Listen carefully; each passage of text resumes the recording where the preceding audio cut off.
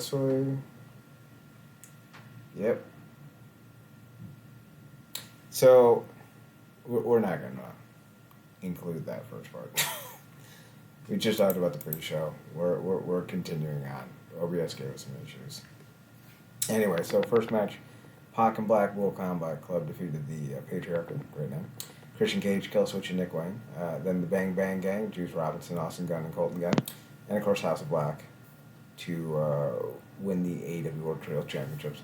I feel like at this point you just bring Pac into the Black Bull Combat Club, yes? Yeah, because it's basically just been. I mean, what Moxie's I guess recovering or just taking some time off. Yeah, I think he has some leave. Yeah, so that's good for him. But yeah, he's been the one that's kind of stepping up. Also, clearly he's going to be making strides to go after that international championship as well. So that's going to be interesting seeing him running the Osprey. But yeah, this was cool. I thought that I think we had talked about that um, what is the conglomerate? Oh no, the patriarchy is Patriarchy. was going to retain because much like Soga Hathaway, Christian is also somebody on that roster that just can't miss with anything he does. And that really was the story of the match, was everything going on with the patriarch and all that stuff. So, um, yeah, plenty of story coming out of that for him. He's got just like an endless runway of stuff he's can and has been doing. So, yeah, it's cool that the Combat Club is kind of just sporting all the good stuff right now. They kind of took the show away. So that was cool. We also had Maria May defeating Tony Storm for the AEW Women's Championship. Um, I'm not really. I haven't been a big fan of the storyline, but it hasn't been bad. It certainly has captivated people. It'll be one of our feud of the years for the women for sure. Marcus, any thoughts on the Maria May timeless Tony Storm at all? Yeah, when I remember when they first started doing the timeless thing, I didn't know where it was going. It evolved into something that was great. Tony's been brilliant every step of the way. And they started integrating the Mirage thing. And it's been cool how they've done that as well. Like you said, certainly going to be one of our feuds of the year. Um, really dug everything they did with the match, took all the little story beats and elements all throughout it, including something that happened which catered to something I did not see coming. I don't think anybody saw coming later on a debut question mark. Uh, but yeah, I think more so than anything, it certainly hands down was the best women's match on the show. We're A gonna little bit. talk about that later. Who's the debut you're referring to? Oh, Wolfie, good old Desi Wolfie. Oh yeah. What a treat that was. Woofah! Hook defeated Chris Jericho in a feud that never ends. Taz, I think he got Jericho in the Taz mission, so that was. Yeah, he put the poor freaking Brian Keith Oh yeah, because it's Brian Keith. he damn sure wasn't getting Big Cass in it, so that would have looked weird. Unless he could caught him on one knee, but even still, I still feel like he'd be taller than Taz. But yeah, he caught poor Brian Keith, who's just been the unfortunate um, fodder for this group. I don't know why this match was on the show. It was ass to me. I've never been invested in anything around the FTW title. Um, Coolest thing about this whole thing for me was that Taz finally got directly involved with something his son was doing on screen. So Mm-hmm. yeah, Yeah, I agree. Jericho needs to. Meltzer gave this 4.5 stars, allegedly. for what the band performance, which I didn't need that either. Yeah, and that's the thing. Like, yikes. Now I don't know if he actually gave it to, because I just saw it on Twitter. So like, how can you believe it? Um, but if he did, then yikes. Though I should clarify. Like I saw it on a Twitter post from somebody else. It wasn't from Dave Meltzer. So like, how Yeah. do I know? You know, it may not be a 4.5. I'm just saying if it was, Jesus Christ. Cage Match gave it a 4.35 out of 10, which is That's accurate. that's Very accurate. oh, out of 10, yeah. Yeah, out of 10. Then we had the Young Bucks defeating FTR and the Acclaimed. We mentioned this last week. Like, the people who are saying the tag team division is stale are not wrong. A lot of fans didn't seem to like this match very much either. It only got a 6.33 on Cage Match, which I think is fair. I don't think FTR and the Young Bucks have the feud necessary to be in the spots that they are. And the problem comes down to, sure, the Young Bucks can work, and FTR are a very, solid tag team, but not, they are boring as shit. It doesn't matter what the Young Bucks do, they feel like tryhards. It doesn't matter what FTR does, they are charisma vacuums. I don't care. I was thinking about this earlier today, and it has nothing to do with AEW, but, like, could you imagine how much fun Crazy Steve and PCO could be as a tag team? Like, that'd be great. You pair Steph DeLander with Rosemary. Like, that'd be a great revival of Decay. So much charisma on those two teams. And then you look at something like the Young Bucks and FTR. Like, they're just 270 overall wrestlers being paired together. Yeah, it's like we know they can go, but we wish they'd go away. And it's the weirdest thing because now the Young Bucks look as corny as we think they are. Now with the whole I guess professionalism of it all with their gimmicks. And FTR, they've always been one of the best going, but again, like you said, they don't necessarily pop, and I guess that's the point. And we kind of basically lined up the Acclaim, like we kind of want um, your boy to kind of pop off and do some stuff on his own, Mm-hmm. because it does feel like he's kind of being held back by Max Caster, who in a lot of ways holds himself back.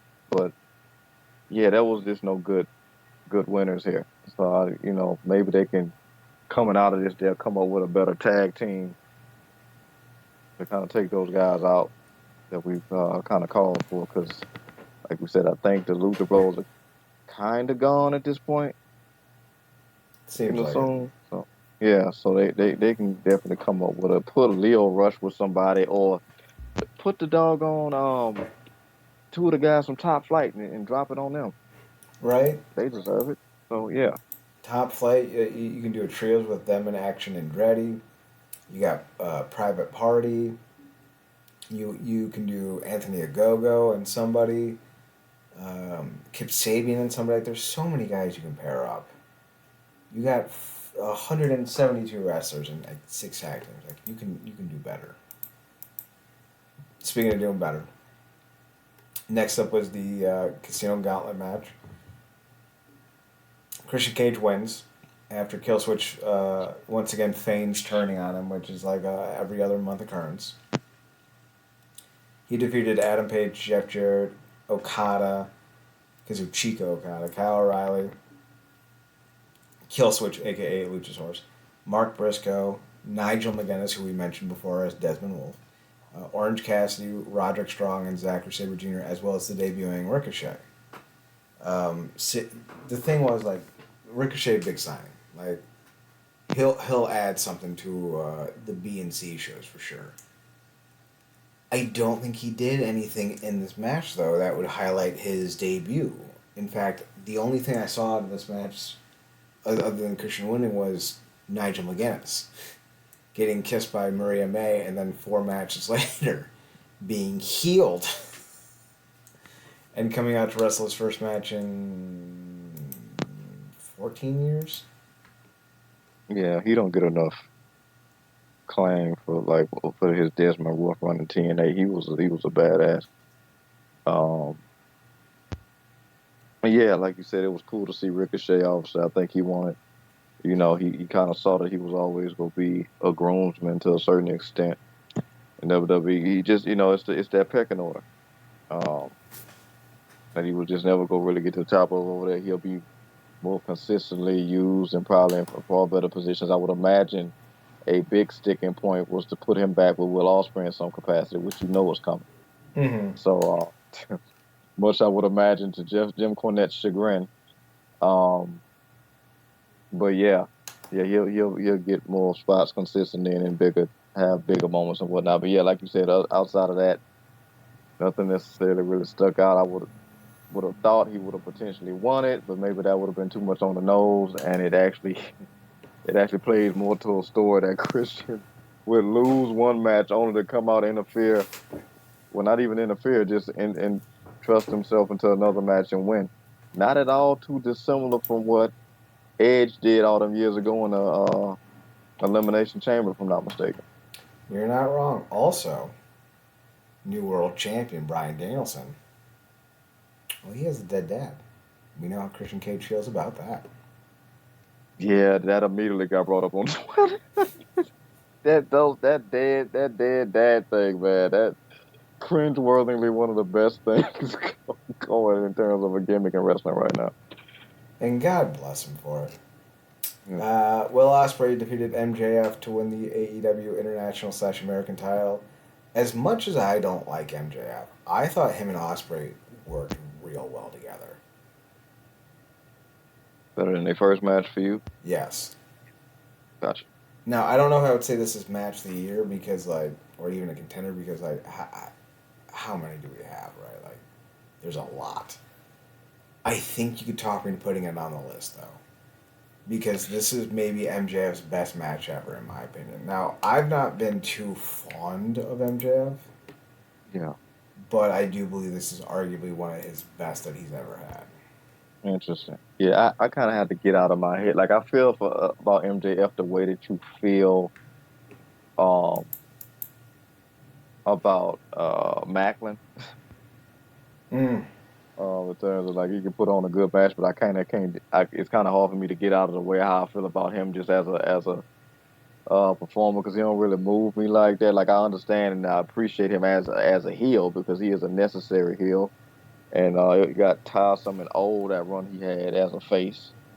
Um, and you knew it was gonna come to an end because you kind of saw where they were going with that. But it's ironic that he paired him with Adam Cole because much like Adam Cole, he's a guy that don't really do nothing for me. Although when they turn it on in the right situation against the right opponent, you absolutely see the value. But he's also a guy, much like Adam Cole, that I'm like, you have an arsenal full of moves that I'd rather see done by another person, primarily done on you. Yeah. But then I was thinking about it. Maybe that's also the brilliance of his heelism because he's essentially has an arsenal of moves that comes off like it feels stolen.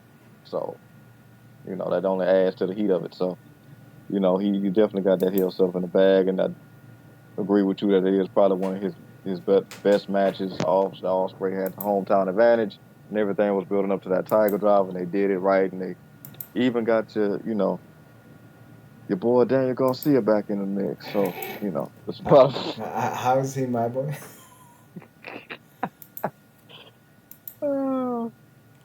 Yeah, they got D Garcia back in the mix. So we'll see what happens from here. But it was cool, and obviously he Osprey didn't even want to sniff. Some people called it on Twitter the MAGA title, and got the international belt back around his waist. So yeah, probably certainly a contender for potentially best match of the night. So Then we had Monet versus Baker. This match sucked. yeah, two packs ass it was. So we've long been in a discussion about how good is Monet actually, how good is Mercedes Monet, and there is a contingent rising against her, pointing out that it does seem that unless she's with someone like Bailey, she doesn't put on bangers, and that's fair. We haven't really seen any from her that would make you think that she can. The analogy I used last week was that she is the Vince Russo of women's wrestlers. When you have the right filter to put her through, she's gold. When you let her do her own devices, she's old. And none has been more apparent than a run in AEW currently. Britt Baker has never been good. I know everyone's like, well, she had a minor stroke and broken vertebrae and torn tibia and her fallopian tubes are twisted and her iritus dominus was bruised. Her pinky toe was on vacation and her left big toe was on jury duty. Like, there's so many excuses. But she's never been good. Like, ever. I don't know why anyone's ever been surprised by this. Like, she is a very bad wrestler. She is only in the company because Cody Rhodes believed in nepotism and they were trying to get Adam Cole from the jump. She is a weak promo. She's an even weaker in-ring competitor. And the fact that she's like the Gail Kim of AEW makes me sad. It does. Man. But then to hear all these complaints, and sorry, not complaints. To hear all these people defend her from these complaints by listing her injuries, by listing the things that were wrong with her, and then only to remember how Britt Baker treated Thunder Rosa through it all. Seems shitty. Seems really, really shitty to give her all the benefit of the doubt. But not somebody else. Yeah, man, you hit everything on the head. I can't disagree with any of it. We talked about, when we previewed the show, like, Mercedes is one of those individuals that, clearly, you always want somebody to have confidence in yourself. Nobody can believe in you more than you should believe in yourself. Um, but it does really feel like she's kind of hopped on her own hype train and kind of just, going full steam ahead. Uh, Not really necessarily from a fan's perspective, really being able to differentiate the two in a lot of ways. And some of it does come off as cringe. But in the right situation, like you said, she pops and she can go. Certainly against the right opponent.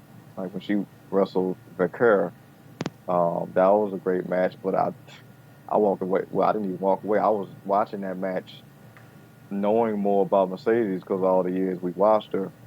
But I was rooting for Vaquer because I'm like, oh, this girl is on a different level. I've never had any of that. What I just said about Vaquer or Mercedes, never felt any of that for Britt Baker.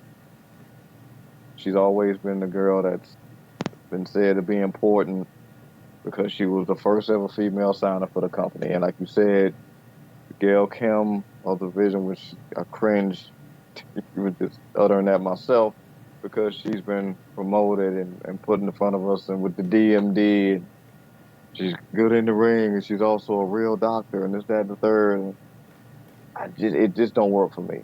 Respect all her fans and whatnot and everything. Respect to her, both her and Adam, for everything that they've gone through health wise, because I would imagine it's been a hell of a time.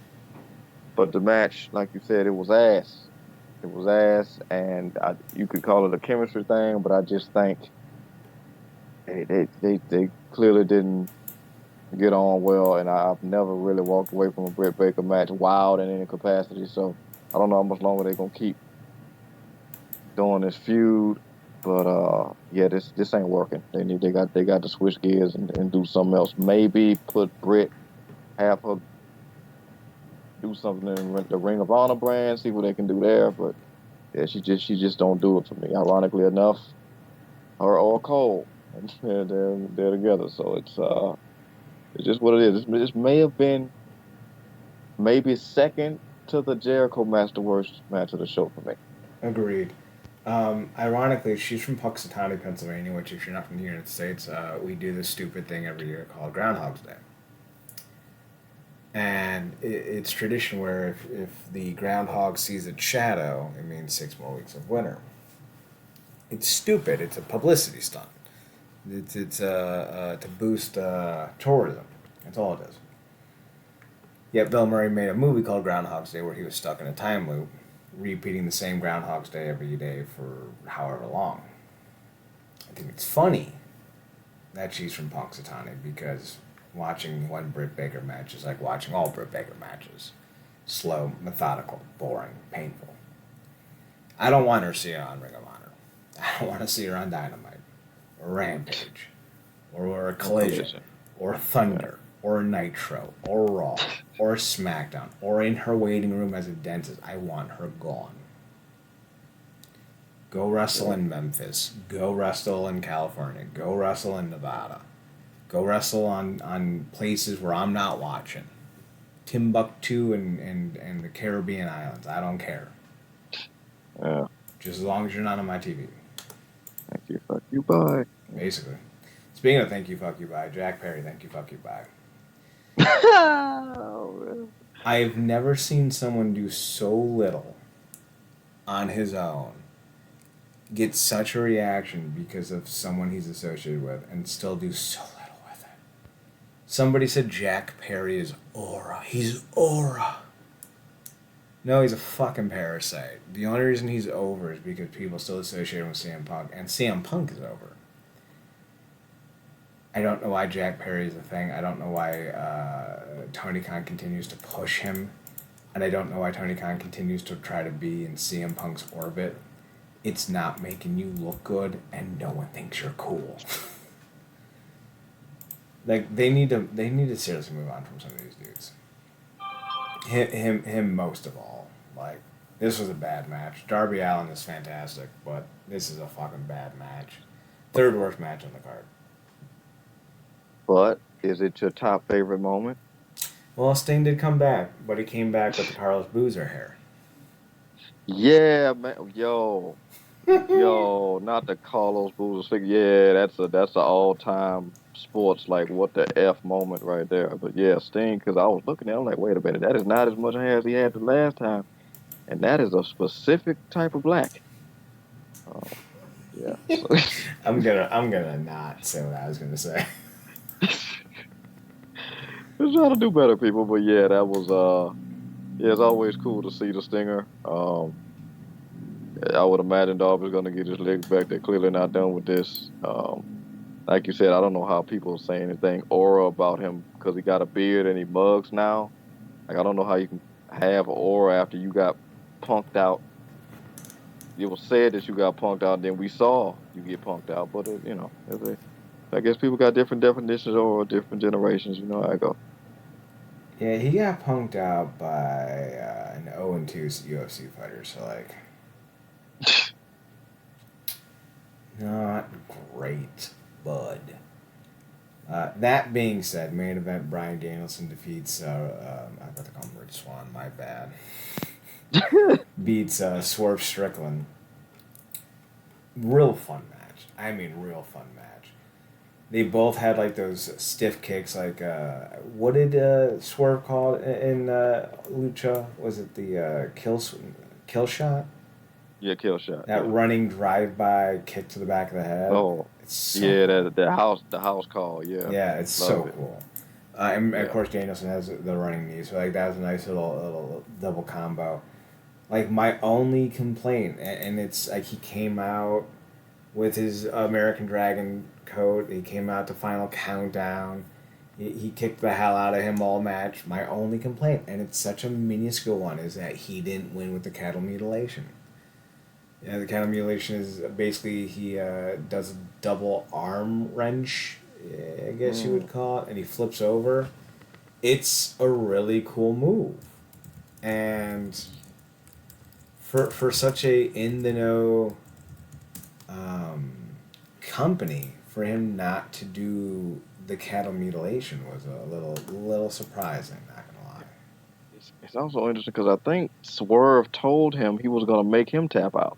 Yeah, So I mean, honestly, he did make him tap out, but it wasn't to the cattle mutilation. But which is interesting because I think he's been consistently doing that leading up to this match, which is crazy. But yeah, it's interesting. Would you say in a way it felt like they did for Brian on this show what they did for Sting and Revolution? to an extent.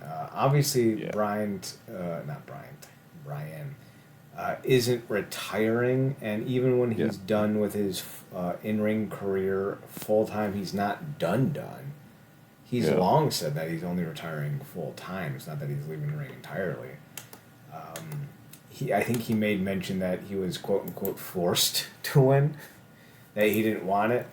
But I'm glad he did win it because he's one of those guys that can absolutely hold the belt, carry the belt, look good with the belt. And he's one of the best to ever do it. Like, honestly. Absolutely. Yeah. Fantastic. And I like the reference that got made on Twitter about like this win was for all the guys who watched those always like 2000s tapes. Like I can't relate to it, but I know that you can. Yeah. So that was cool because I know that's a very specific pocket of fans and a specific generation, a very special time that is like you kind of had to be there for. Mm-hmm. But yeah, I mean, look, there were no losers here. Maybe except the angry bastard that tried to interfere, being Hangman Page, which is great because it kind of basically kind of happened the way we played it out in a way.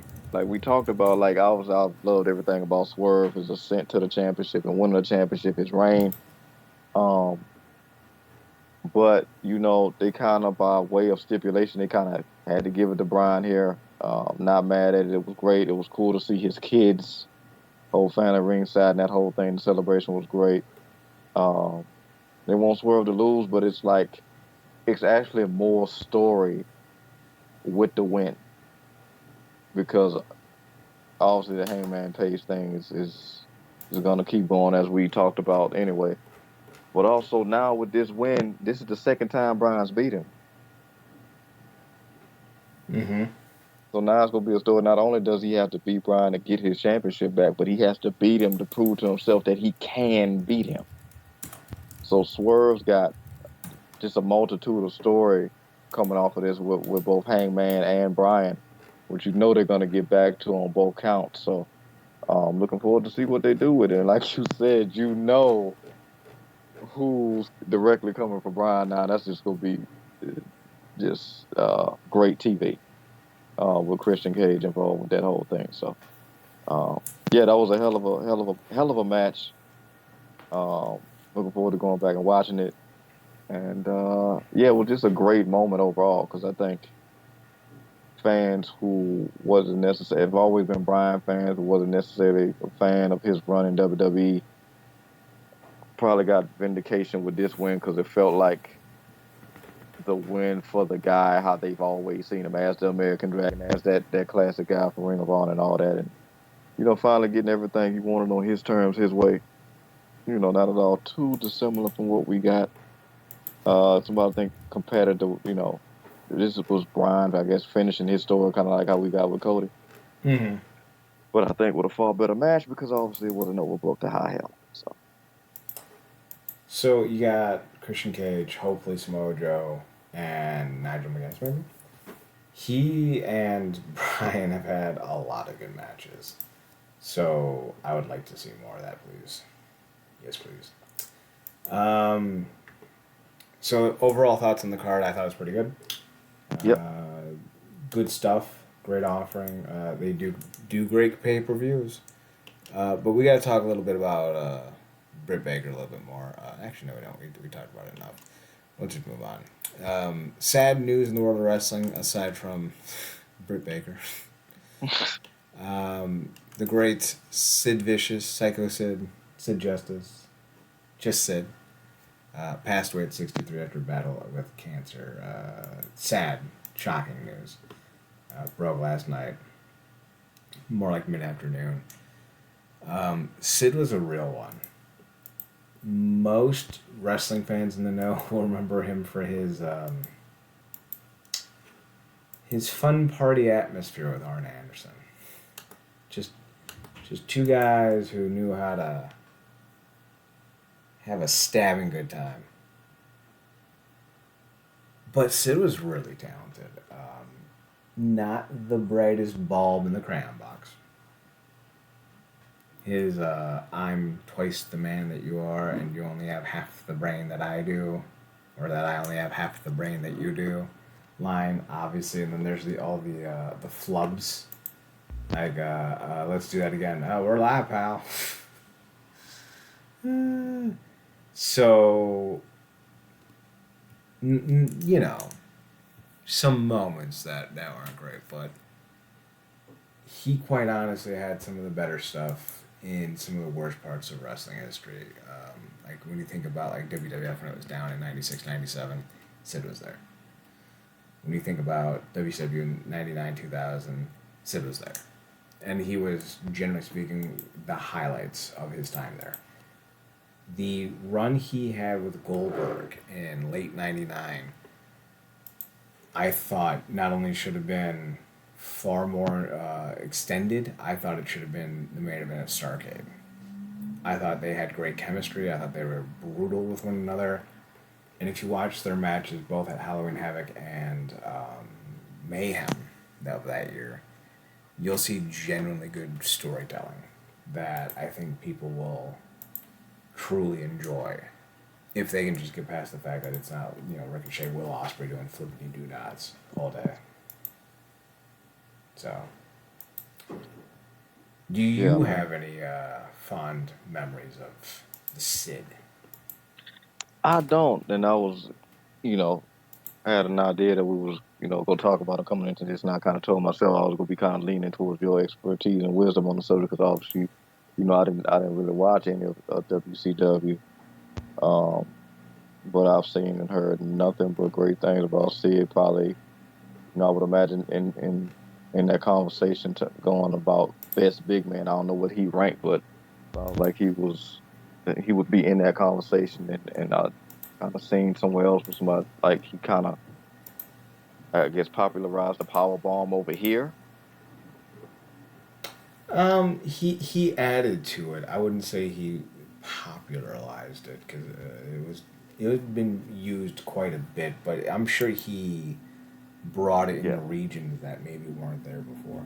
What I will say is this: as far as a worker goes, highly underrated. When he was brought into WCW in '99, he was serving as Macho Man's heavy, but in a lot of instances, he was also serving as his in ring hand. They did the tag team match at Bash at the Beach, and Macho was pretty roasted at that time in terms of a wrestler. So they over relied on Sid to do a lot of work in that match, and for good reason. Sid could still move pretty well, unlike Macho. So it's impressive how good he was in the ring for a guy his size, and just being able to give guys good matches.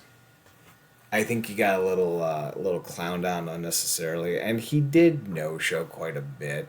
He wasn't a perfect wrestler by any means, but it turns out he may have been a perfect father because his son spoke glowingly about him, and really that's the only legacy that matters at the end of it. I do think with a better booker though in WCW, I think Sid becomes the top heel for a long time, and I think that Goldberg Sid feud could have elevated both men to a whole new level. Personally, mm. speaking of personally though, let's talk a little bit about this weekend set of shows. We got a lot going on. Let's start with Emergence.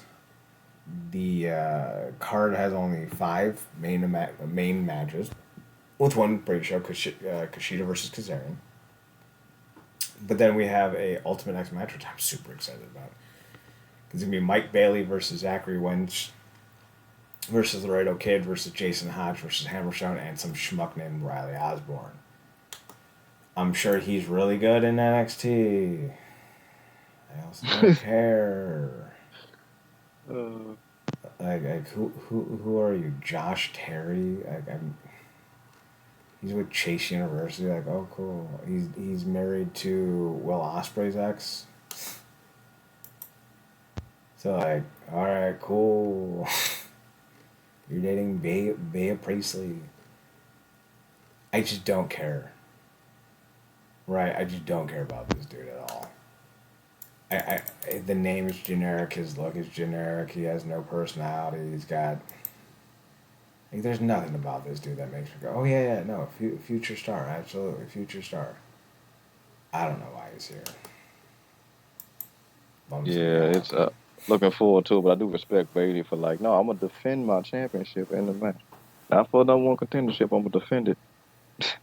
And good for Bailey. He's basically in this match to make sure that Hammerstone wins the belt outright. That's hilarious. So like, cool on you, Bay. I do hope Bailey sticks around. Who knows what's going to happen with him in the future? I do hope he gets a new contract, though. I hope he sticks around in TNA. He's fantastic.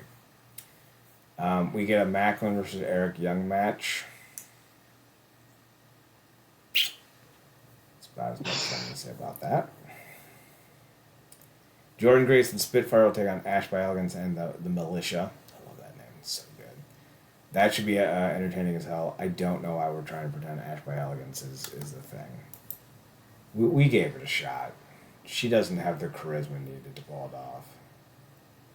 She just doesn't. And like, So she's they not. went from She's beefing to not the same. tagging. So they went from beefing to tagging now. No, Ash by Elegance is tagging with the Militia. Oh, against Grace and Spitfire. oh, gotcha. Yeah, I forgot that's the tag name. But yeah, I mean, Spitfire. yeah, yeah, I know I'm backing you into a bad corner with this in terms of a rock in a real bad place, not necessarily a hard place, but it's either her or Giselle, man. I disagree. Also, you could run Tasha in there because she been done, but we've kind of already seen Grace kind of dispose of Tasha in a way. We can go back to Masha. We can go to Danny Luna. We can go to Jody Threat. We could bring anyone else in. I'd rather have Tessa. Oh yeah, that's also yeah. They didn't necessarily put that on the docket, but that's been a oh holy hell! I didn't even think about the other thing. But yeah, We can that'll get be we interesting. can get Becky Lynch. I mean, Nah, haven't you been Piper. calling for them to do something? Well, I mean, you basically booked on several different shows the way they could bring back. Speaking of Giselle, her heavy. Yeah, bring in Sarah Evans. Have her put down Jordan Grace. Instant Uh, credibility. well, what Tessa said real quick. Do you think they'd even bring her back? I mean, obviously, I think that was under a different regime, but Maybe it's hard to say. yeah. Never say never in wrestling. That's the old adage, and I feel like that's true. I think they would bring her back if it made the most sense. Speaking of making sense, Joe Hendry, Mike Santana, and the Hardys taking on the System, Moose, Eddie, Bryan, and JDC. Should be a fun match. Yeah. I don't know what the overarching feud is, other than these guys don't like the System. Who's feuding with Moose, Santana, or Hendry? Are they going to feud with each other? Who's going to be the breakout to head to Bound for Glory with the championship? Is it going to be Hendry? His meme stardom seems to be over. Can he become a real star? Time will tell. Yeah. Should be a fun Yeah. match, though. Yeah. Agreed. I would say Santana has been building some really good momentum consistently, and just kind of we kind of talked about this on the last show. He's kind of felt like he's been everywhere, but he's been all over the place in a good and bad way. Mm-hmm. Because like we said, they set up something real good for him and Alexander coming out of Slammiversary, and instead of kind of going into that, they've kind of consistently just lent him out to NXT, and then just got right to the Alexander um, Nemeth of it all, which I felt like they could get to anyway. But and it's great because we're getting it, and guaranteed greatness. But yeah, I just feel like that's some business that Hendry needs to get back to. But this works for now. But like you said, there definitely needs to be a pick coming off of that match because it's not gonna be the hardest. It don't need to be the hardest. You could run a tag team thing with them. That's probably where they thrive at anyway. Um, but yeah, Hendry. If we talking about Hendry or Santana, I'd say definitely run that match because I think that'll be a banger. But I'd go with Santana. I feel like he's been coming in, taking out guy after guy to get to where he's going. So. And that's fair.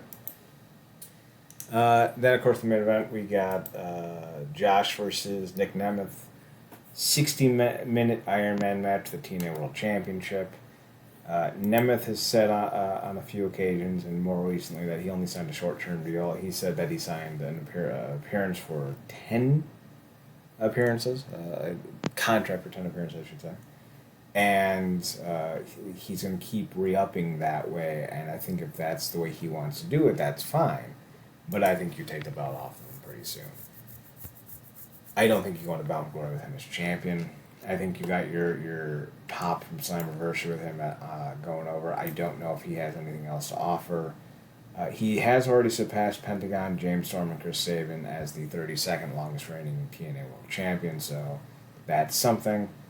He's encroaching on Alberto El Patron, who held it for 43 days, and Macklin, who held it for 54 days. I feel like any time after Patron is a good time.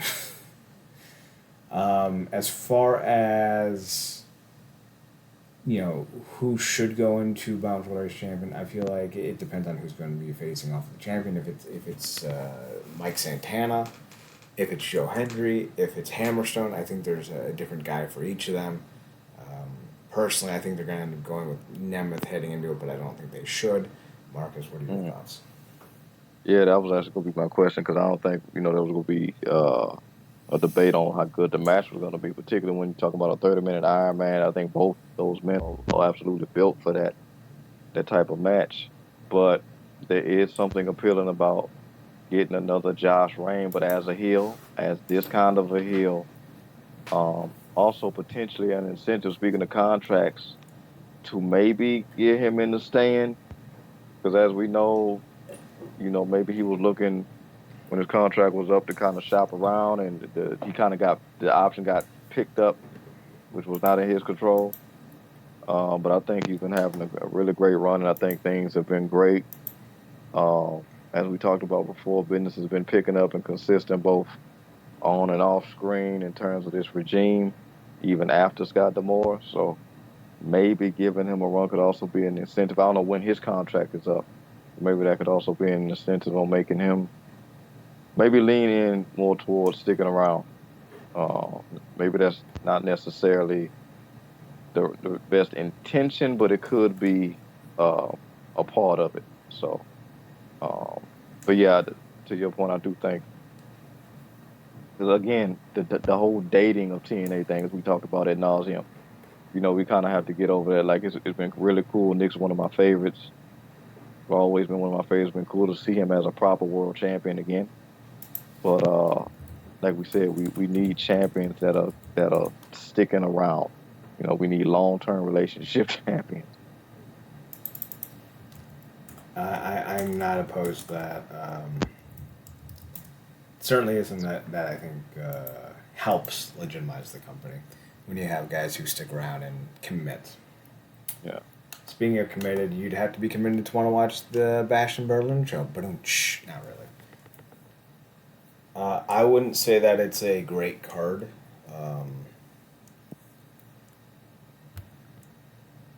Basically, we have 5 matches, and it's the same tried and true methodology. You have a lot of European stars on this card, and really no build-up. We have Gunther versus Randy Orton. Makes about as much sense as anything. We know Randy Orton's not winning, so, cool. Cody versus Kevin Owens again. We know Kevin Owens is not winning, so, cool. No reason to watch either of these matches. Done a great job of making me not care. The Terror Twins, terrible name because they're not twins, they look nothing alike, are taking on the Judgment Day's Dirty Dom and Liv Morgan. That should be entertaining, but I feel like this feud's played itself out already, and I'm no longer interested. CM Punk versus Drew McIntyre in strap match should be fun, but as somebody pointed out on Twitter, the strap match is the worst gimmick in wrestling. Then we have the unholy union of Alba Fire and Isla Dawn versus Bianca Belair and Jade Cargill. I haven't seen Jade Cargill wrestle in months. So, okay. Not a great card, Marcus, by any stretch of the imagination. It says she's been wrestling in July and August. Has it just been house shows? It's just been Oh, house shows. she's been on house shows and TV. More so, she's been getting a lot of work on house shows, which is the right thing to do, which is a good thing. Because even when it was in Japan, she even had a match involving the legend. I was going to say Nakamura. Uh, what is not Nakamura? It's why am I blanking on her name? Oh yes, Mako Satomura. It is. Mm. So she was involved in the match with her, and that's what she get. That's where you get the reps in. That's what she needs to be doing. She's also been, obviously tagging with Bella on TV, but they so dominant together. These ain't long standing matches. Even in solo, she don't have long standing matches. But as we talked about before, I do think, as we talked about with the history of those tag straps, the belts need them more than they need the belts, because they're the one that are going around. They're everywhere, in and out of the company, getting the promo, the press runs, the interviews, because people want to see them regardless. Um, so the Isla and Isla thing, the Alvin Isla thing, has been cool. They got the hometown win at Clash, but they haven't really done anything. They've had a few matches and a couple title defenses, both on Raw and NXT, but they haven't really moved the needle. At least with Jade and Bianca, they have the momentum of spectacle on their side. So, like I said, people want to see them. And as we talked about before, giving them a nice long run with those belts wouldn't be the worst thing. Who because in the legit who could beat them in a Yeah. legitimate fashion. So that I think the right move is to put it back on them and let them get that long run we talked about.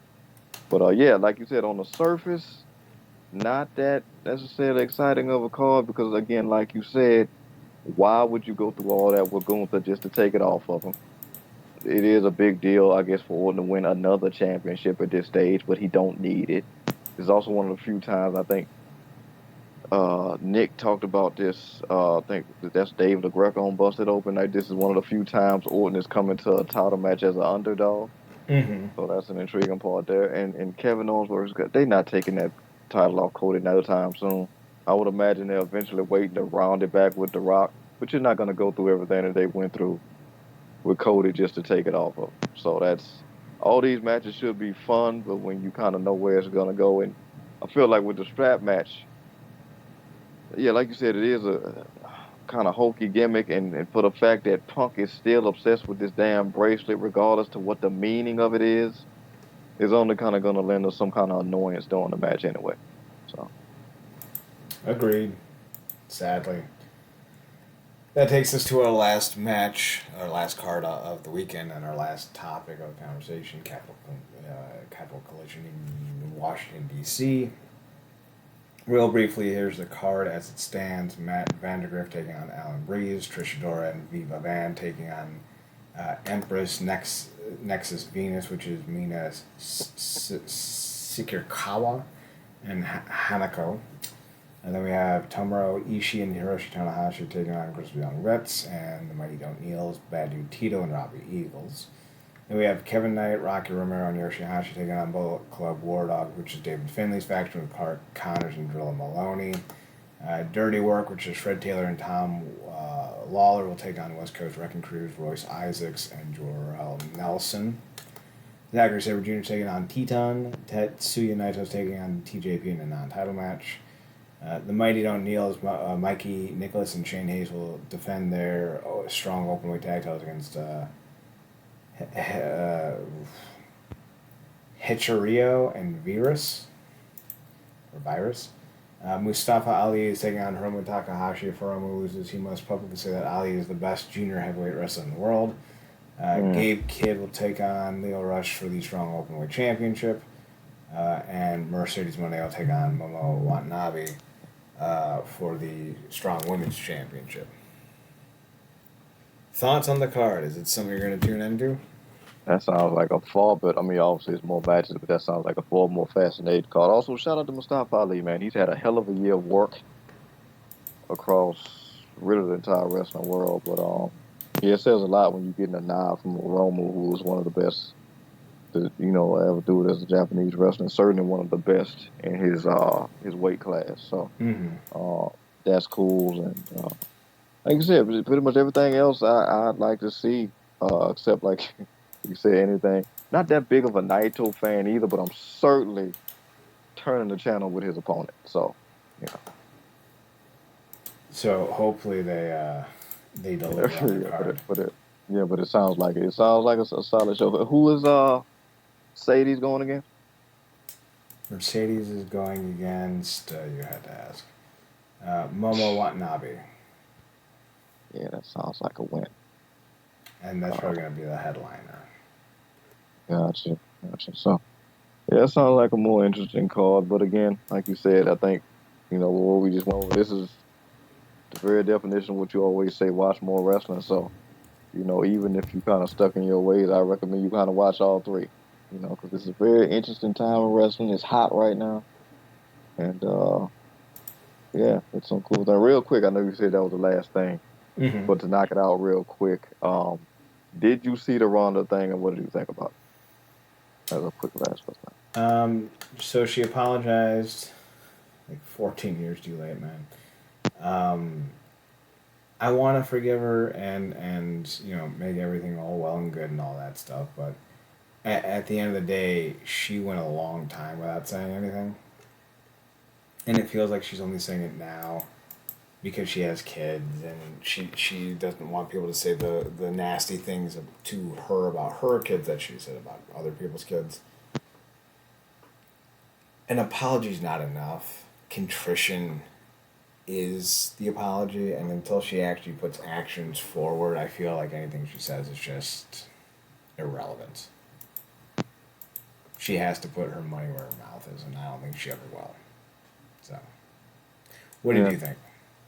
yeah, I agreed. I kind of want to sit back and take it, absorb it all in because she did a good job of addressing every counterpoint that you could have made Mm-hmm. uh with those situation that it's been 14 years, why how she reason behind her taking it down, reflecting that whole thing, and then obviously I think a huge component, like you said, is her being a mom now, which changes your entire head and perspective outlook. Um, but at the same time, there's a Hogan-ish element to it because I don't know if this ever gets done. And maybe she also referenced this in the apology. I don't know if this ever gets done if that whole Reddit thing doesn't come up, Right. which which ironically enough, I think has gotten a lot of celebrities caught up. I want to say R. Kelly did one.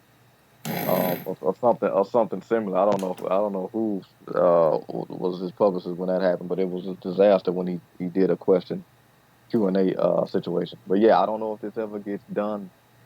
If the Reddit thing isn't a complete disaster, um, and that sucks because like you said, it's been 14 years. Maybe she thought people had maybe in her mind she was like it's kind of in the ether now. It's out of people's minds, but it's the internet, man. It's where memories go to goddamn be put in the sand pods until later. So, um, yeah, I want to believe, everything that she said, but like you said, actions always speak louder. And a lot of times she's tripped up in the past, but like I said, being a mom gives you a different perspective. So we'll see if through that lens she proves herself to be a better person by her actions. I think it's funny. People don't realize how much they hate you until they refuse to let something go.